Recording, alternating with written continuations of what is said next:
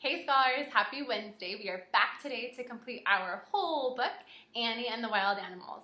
You've been working so hard on STOR and now finally we are at Y. And then tomorrow we'll start a new book and we'll actually go through the whole book in one day, which I think we can all handle. I told you on Monday and Tuesday that our chants and cheers were going to get a little bit harder and a little bit spicier and you're going to do them on your own. So today when we review, I want you to really try to do the cheer on your own.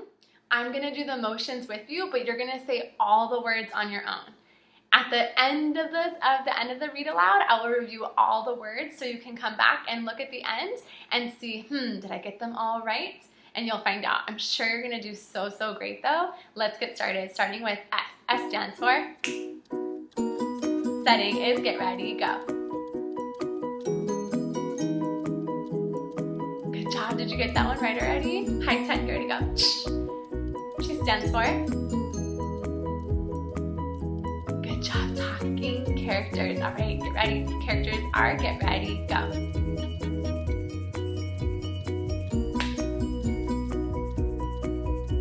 What? You got that one right too? Nice job. Okay, on to the next one. O stands for oops. There's a problem is get ready, go.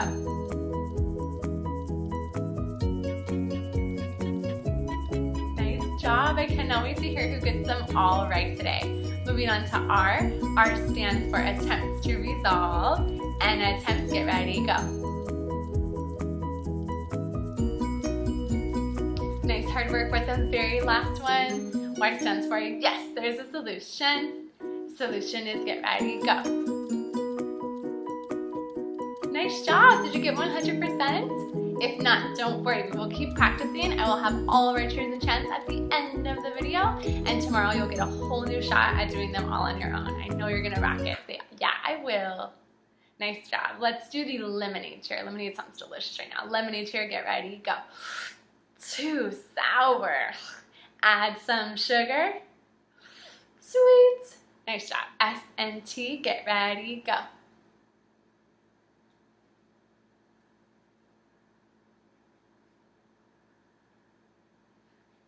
Nice work. Character, mental state, get ready, go.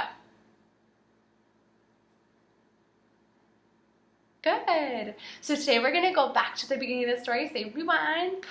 We're going to go back to the beginning of the story. We're going to catch our solution at the end of our book today.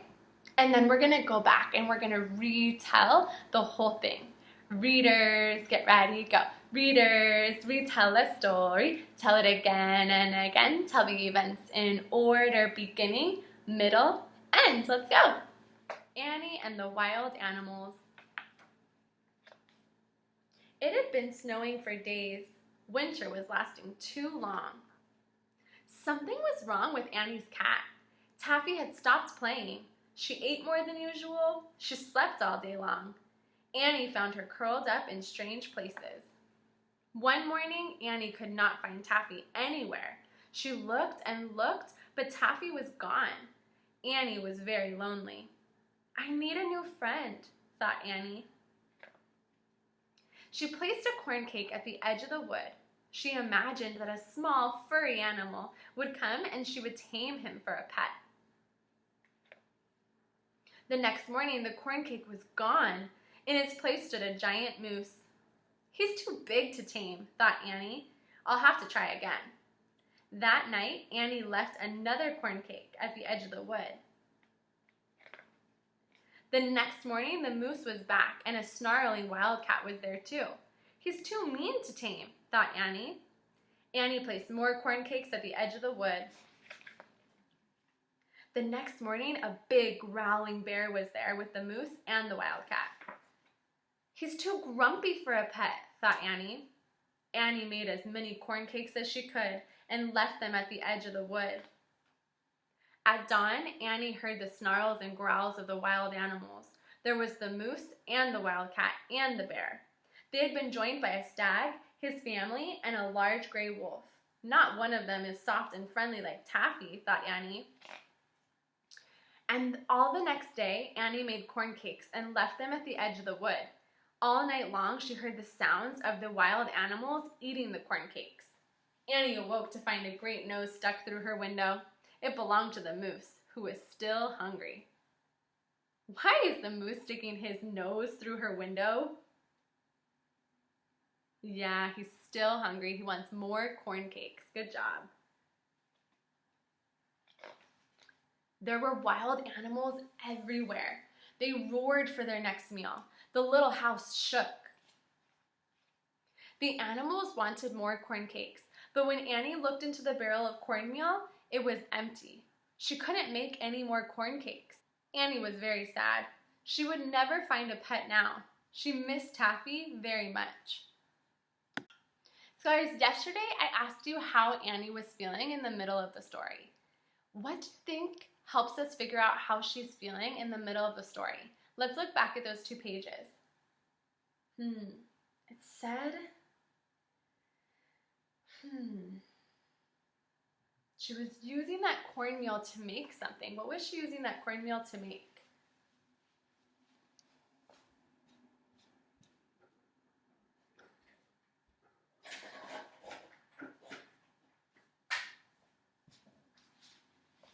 Yeah, you're right.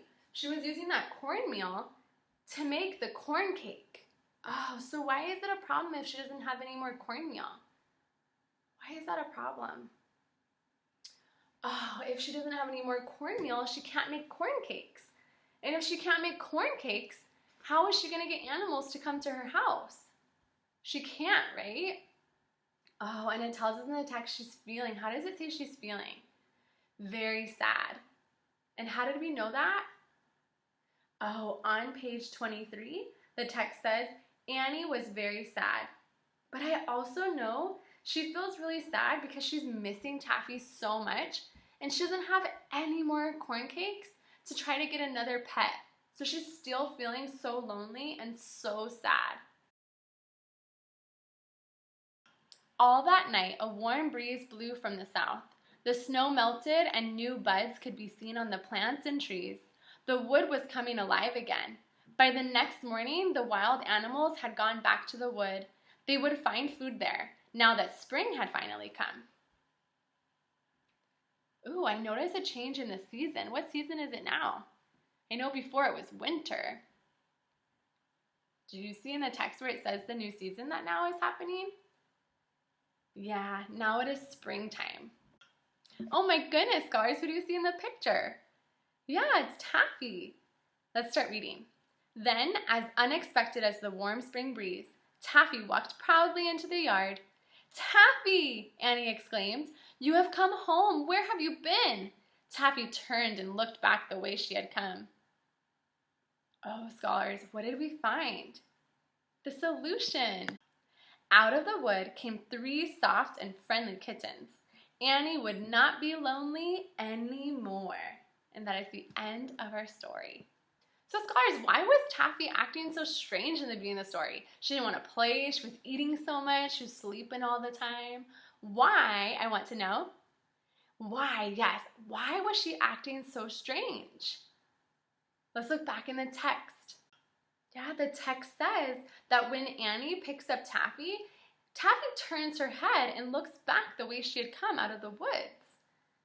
And there, out of the woods came 3 soft and friendly kittens. Yes, Taffy was pregnant with her babies. So Taffy was gone, and before she was acting so strange because she was pregnant and she was about to have her babies. So now we know she wasn't leaving just to run away and leave home. She was going to have her babies in the woods, and she came back, and now the problem is solved. It said that winter turned to spring. We're now in the springtime, so all the wild animals went back into the woods. They weren't being fed anymore. So they're back in the woods, eating food in the woods, and Taffy comes back home. Hip, hip, hooray!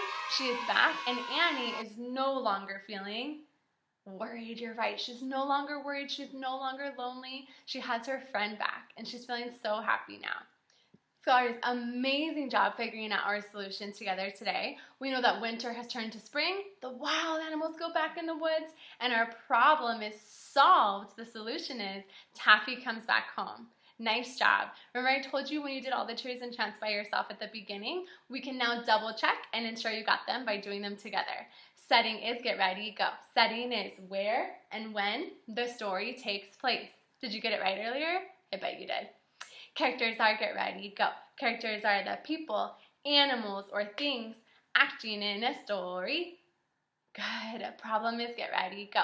Problem is something that the character wants or needs, but they cannot have. An attempt, get ready, go. An attempt is when you try something, but it doesn't work. Good. Solution is, get ready, go. Solution is how the problem is solved. Did you get 100%? Say, way to go, me. Good job today. So now that we have S-T-O-R-Y, let's put it all together and let's retell the story together. Readers, get ready, go. Readers, retell the story. Tell it again and again. Tell the events in order, beginning, middle, end. Remember, there's a couple things we want to make sure that we do when we retell a story. We want to make sure we go in order from beginning, middle to the end. We want to use character names when we can, like Annie and like Taffy. We want to use character names when we can. We don't want to just say she, he, because then we don't know which character you're talking about. So we want to use character names. We want to go from the beginning to the end, and we want to give the important things. We don't want to give every little detail. We want to give the important events. So we're going to start by saying this story is about, and we're going to include all of our important story elements. Okay, are you ready? This story is about a girl named Annie. Get ready, go. This story is about a girl named Annie. And in the beginning of this story, Annie and her cat Taffy are at Annie's house during the winter time, and Annie is noticing that there's something strange, something different going on with Taffy. She's kind of acting weird. And it gets worse. Taffy is acting all weird, and then all of a sudden, she leaves the house. And it's a problem because Annie's feeling really lonely now and really wishes that she had a friend. But she doesn't have a friend because Taffy left. So Annie tries to solve that problem by putting out corn cake out into the woods to try to get a potential new friend to come. She keeps putting cornbread, but the only friends that are coming over are big wild animals that are mean. They're big, they're mean, they're dangerous, they're grumpy, and it's not working. And she really wants a friend like Taffy, but it didn't work. So she goes to try to make more corn cake, but she's out of cornmeal. And so she can't make any more corn cakes. She's feeling lost and hopeless and sad, and she still really misses Taffy. But the next morning, winter ends and spring begins. And all of a sudden, unexpectedly, Taffy comes out of the woods, and Annie is so surprised and so excited to see Taffy again. She says, "Taffy, where were you?" She has no idea where Taffy was, but then she notices Taffy has 3 kittens. So she realizes, oh, Taffy was pregnant. That's why she was acting weird. She was pregnant and she went off and had these kittens. So the problem is solved. Taffy is back home. The wild animals are gone. Winter has turned to spring, and now Annie is back with Taffy and even has the 3 kittens to keep her company and have friends in them, so she is not feeling lonely anymore. So scholars, I have a question for you. My question today is, did putting corn cakes out into the outside right by the woods, did that help Annie make new friends? Did that help her find a new friend? Yes or no? And I want to know, how do you know? If you say yes, I want to know how you know it was yes. If you say no, I want you to tell me how you know that actually didn't help her make friends, using evidence from the text. Today we finished up our story, Annie and the Wild Animals. Tomorrow, come on back for a new book that we have not read together, that we are going to read the whole book in one day. We're going to fill out the STORY for that book, and I'm going to need lots of help from you. Today you already started doing your cheers and chants on your own. Tomorrow, we're going to do it one more time at the beginning on our own, and then at the end I'll help you, but Friday is going to be all on you. Again, remember, you can send your cheers and chants to your teachers. They'd be so excited to see you working so hard and participating during these read-alouds and practicing and showing what you know. See you guys tomorrow. Bye, Vista Voyagers.